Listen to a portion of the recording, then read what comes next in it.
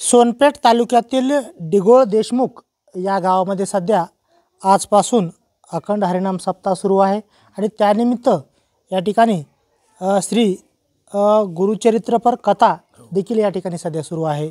आज आपल्यासोबत या ठिकाणी या कथेचे आयोजक श्री दत्तगुरू या संस्थांचे या ठिकाणी सचिन जोशी देवबापा आपल्यासोबत आहेत।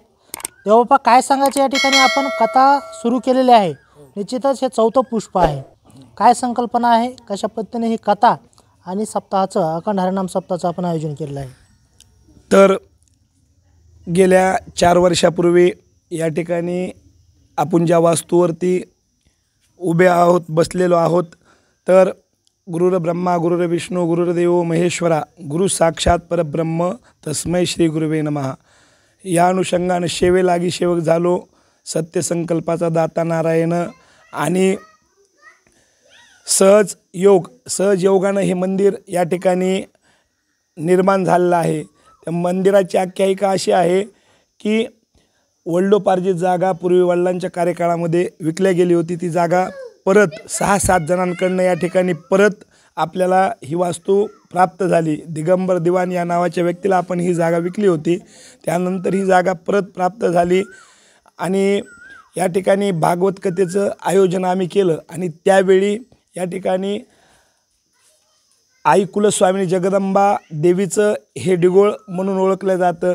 डिगोळ इस्लामपूर कागदपत्रे आहे, परंतु डिगोळ देवीचे आणि डिगोळ देशमुख या ठिकाणी या गावाचं असं आमच्या नाव आहे। तर या गावी जगदंबेचे रेणुकेचे सुपुत्र श्रीपाद श्रीवल्लभ दत्तात्रय देवता वडील पण दत्तात्रयाची सेवा करायची, आई पण आमच्या दत्तात्रयाची सेवा करायची। या अनुषंगानं आणि साडू पण गाणगापूरला वास्तव्यास आहेत आणि सगळ्यांचा परिणाम त्या भक्तिमय वातावरणाचा परिणाम या अनुषंगानं हे दत्त मंदिर बांधण्याचं माझ्या जीवनामध्ये मंगलमय या ठिकाणी योग सद्गुरूंच्या आणि संत संप्रदायातील अनेक संतांच्या, विशेष करून मी ज्या गावामध्ये पूजापाठ करतो, भिक्षुकी करतो, नात्रा, इंजेगाव, सफदराबाद आणि संत भगवान बाबाच्या कृपेने संत मोतीराम महाराजाची मला कृपा आशीर्वाद आहेत, निश्चितच त्यांची पण या ठिकाणी आम्ही मंदिराची स्थापना केली आहे। ज्या ठिकाणी आपण बसलेलो आहोत त्या ठिकाणी उकंड्याची दैना फेडतो देव असं आपण म्हणत असतो, त्याप्रमाणे या ठिकाणी उकंड्यावरती आपण दत्त मंदिर या ठिकाणी बांधलेलं आहे। देवबापा, या ठिकाणी खरोखरच प्रत्येकाकडूनच या ठिकाणी गुरुची सेवा होत नाही, पण तुम्ही या ठिकाणी आईवडिलांचं या ठिकाणी कल्याण केलेलं आहे, आईवडिलांचे देखील या ठिकाणी पुढं परंपरा चालवत आहे। तर निश्चितच गावाचं या ठिकाणी काहीतरी देणं लागतं आणि त्या पद्धतीनं आपण या ठिकाणी दत्त मंदिर बांधलेलं आहे। निरंतरपणे सप्ताह असेल किंवा आपल्याकडे ज्या व्यक्ती आपल्या सानिध्यामध्ये येतात त्यांचं निश्चित कल्याण करण्याचं काम आपण करत आहोत। तर काय सांगायचं आहे, एकूणच या सप्ताहाच्या माध्यमातून असेल किंवा निरंतर आपण ज्या ठिकाणी जाल तिथे एक चांगला सल्ला देणं, सगळ्यांना चांगलं मार्गदर्शन करणं हे आपलं कर्तव्याने ते आपण पार पाडत आहे। तर या ठिकाणी पुष्प चौथे सहजयोग दत्तात्रय मंदिर पुष्प चौथे आपण निरंतर या ठिकाणी भागवत कथा श्रवण करतो, बरेच ठिकाणी आपण शिवमहापुराण कथा श्रवण करतोय। त्या अनुषंगानं भक्तांना गतवर्षी आपण गेल्या वर्षी शिवमहापुराण कथेचं आयोजन केलं होतं। हे कथेचे या ठिकाणी कथावाचक शिवम महाराज सारस्वत आणि यावर्षी भक्तांच्या जनकल्याणासाठी श्री गुरुचरित्र कथेचं आयोजन केलं। त्यातील एक अनुभव आम्हाला, आपण समोरच त्या ठिकाणी बिल्ववृक्ष दिसतंय, त्या ठिकाणी बिल्ववृक्ष हा गेल्या वर्षी वाळलेला होता, परंतु शिवमहापुराण कथा ठरल्यानंतर तो बिल्ववृक्ष प्रज्वलित या ठिकाणी प्रफुल्लित असा झाला आणि त्याला बिल्व या ठिकाणी लागलेले आहेत, आपण या ठिकाणी समोर पाहू शकता।